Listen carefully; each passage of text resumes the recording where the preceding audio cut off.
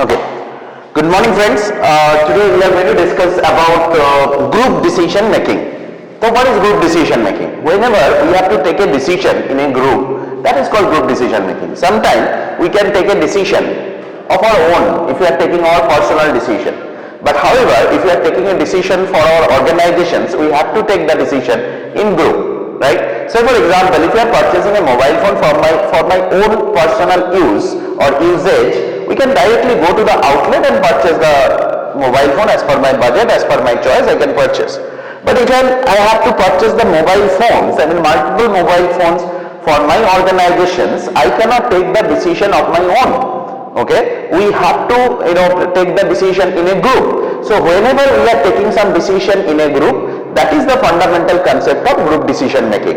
In today's session, we are going to understand, or we are going to check or discuss about different techniques of group decision making. That what are the techniques can be utilized for an effective group decision making. So let us check one by one. Before that, let us understand the basic concept of the group decision making. So group decision making is a type of participatory process in which multiple individuals acting collectively analyze problems or situations, consider and evaluate alternative course of action and select from among the alternative solution or solutions. Simple thing, multiple people will be sitting together giving their own point of view about the problems to be solved. Different ideas or the opinions will be accumulated, evaluated, then the best possible options would be selected. That's the fundamental concept of group decision making. Now, let us check the techniques of group decision making. What are the techniques of group decision making? Brainstorming, nominal group technique, Delphi technique, devil's advocacy, electronic meeting, fish bowling, dialectic interaction and interacting group. So these are the techniques of group decision making. So we will be discussing one by one. Number one, brainstorming. Who has developed this concept? Alex Osborne. He has developed this concept of brainstorming. So in a nutshell, what is brainstorming? All the people who are the part of this particular group decision making process will be sitting together and will be giving their ideas one by one. And every ideas will be documented. Nobody is going to interact anybody. Nobody is going to criticize anybody about their ideas. Nobody is going to ask any questions whenever they would be representing their ideas. Now that everything will be recorded and documented, then as a group, all the ideas will be evaluated with their pros and cons, and as a group, they will be deciding or selecting the best possible alternative. So that is the fundamental concept of brainstorming. Let us just check. So brainstorming is a group technique by which efforts are made to find a conclusion for a specific problem by gathering a list of ideas spontaneously contributed by its member that we have discussed. Generate as many ideas as possible, suspending the evaluation until all the ideas have been suggested. So that we have already discussed, that until and unless all the ideas have been suggested, no criticism, no evaluation. Criticism of ideas is not allowed. No idea is considered too far out and people are encouraged to state publicly any of their ideas. Nobody is going to criticize, because if the criticism occurs, what will happen? Then people will be scared to give their ideas publicly. They will be thinking that if I am giving any idea, it will be ridiculed, okay, mocked by the other person, other members. So let us not discuss, let us not give any idea. Maybe they are having a very good idea, but they are scared of giving their ideas because of this kind of open public criticism. So that's why in the brainstorming, this is totally prohibited, okay. So participants are encouraged to build on the suggestions of others. Like say for example, Rahul has given an idea. Rohit can build on the idea of Rahul. And as many ideas as possible are encouraged. It is not that one person can give only one idea. One person can give multiple ideas. So that is the fundamental concept of brainstorming. Next one is nominal group technique. Okay. So individual silently list their ideas. In case of brainstorming, what is happening? Everybody is coming and discussing about their ideas. In case of nominal group technique, they are silently noting down their ideas in a chart paper. They are coming and noting down their ideas. Ideas are written on a chart, one at a time, until all the ideas are listed. Same thing, no criticism. Discussion is permitted, but only to clarify the idea, no criticism. Again, I am telling no criticism. Question can be asked to understand, okay, this is the idea, I am not able to understand, please clarify. That is possible, but no criticism. Then a written vote would be taken about all the ideas. Say for example, there are 30 ideas have been jotted down. So then there will be a vote that will be taken from all the employees to select the best idea. So that is the fundamental concept of the nominal group technique. Next one is the Delphi technique. So here is the Delphi technique. This is typically a little bit different because here the members who are participating in the decision making, they never met each other. They are not interacting with each other. So they are geographically in distant places. A questionnaire related to the decision to be taken or a problem statement would be given electronically or through mail individually to the person who has been selected for the decision making process, and these people don't know. I mean, they say for example 15 people have been selected for this group decision making. Okay, so they don't know each other. They are not interacting with each other. So individually they are dictating or taking decisions and informing the authority that this is my decision. So when 15 people will be giving the decisions together, then it will be accumulated, and the most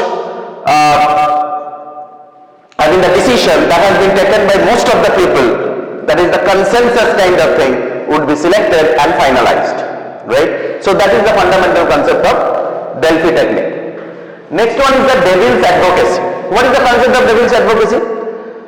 There is a chance that if all our colleagues, all our friends, they are discussing different points, there is a chance that nobody is criticizing each other's point, because we are thinking, if I am criticizing others' point, they are also criticizing, we are going to criticize my point. So let us say, your idea is good, because he will be telling your idea is good. But in this situation, what will happen? We may miss out some of the drawback of these ideas. There may be some drawbacks. There may be some disadvantages of these ideas, but we are ignoring that. Okay?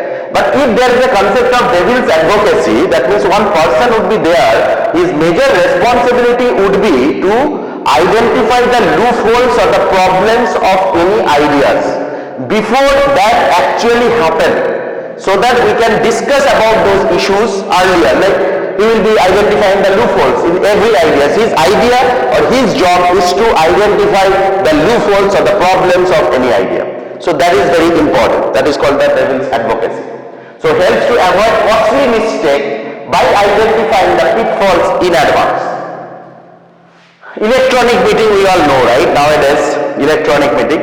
We are using Zoom, we are using, the Google Meet, Microsoft Teams, lot of things we are using. This COVID-19 pandemic have ensured that we are using electronic meeting more often than the physical meeting. Next one is the fishbowl. So it is another type of technique where one person sits in the center chair and gives his suggestion to the problem. Members can ask questions to that person.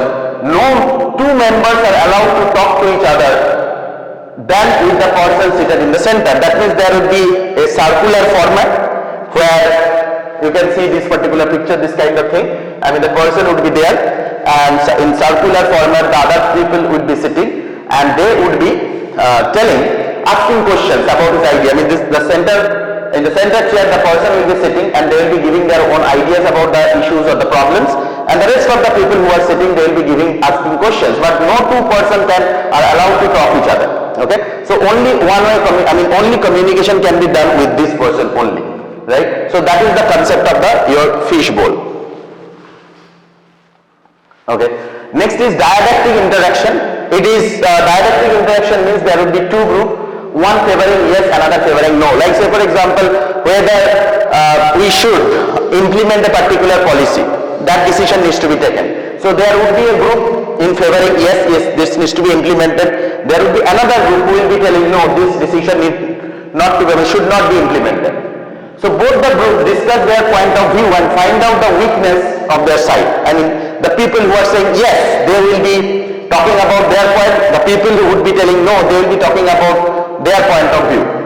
Then both the parties will be discussing about the strength and the weaknesses of their logic and the point, and then together, both the group together will be taking the decision whether the decision should be, the policy should be implemented or policy should not be implemented, right?